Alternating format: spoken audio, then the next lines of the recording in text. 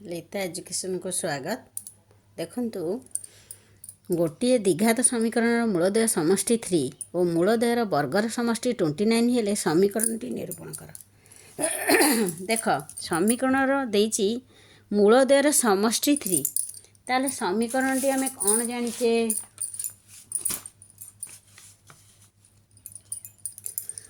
मूलदेयर समष्टि आमे जानिचे कोन alpha plus beta हबो 3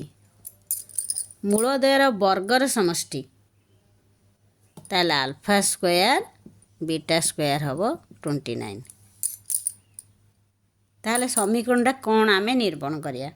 ताले आमे जानिचे एइटारु alpha square plus beta square सूत्र को अल्फा प्लस बीटा रो होल स्क्वायर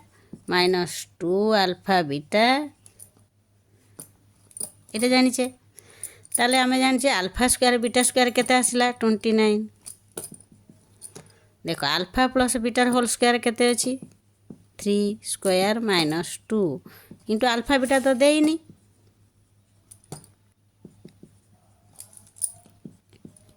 ताले अब 9 माइनस एट केते हबो 2 अल्फा बीटा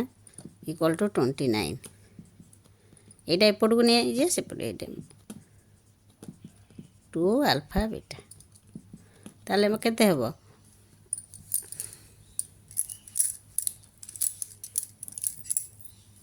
न गले माइनस 20 2 अल्फा बीटा ताले कौन हम 2 अल्फा बीटा एपट को नहीं आसली minus 20 alpha beta equal to कहते माइनस 20/2 माइनस 10 ताले अल्फा प्लस बीटा 3 है अल्फा इंटू बीटा 10 है ताले कौन करिया समीकरण करिया समीकरणटा कौन करिबा ना हम जानिचे एक्स सूत्रटा कौन alpha plus beta into x plus alpha beta equal to 0 एट पुट कर x square minus alpha plus beta केते 3 अच्छी ताले एट पाइले अल्फा इंटू बीटा केते माइनस 10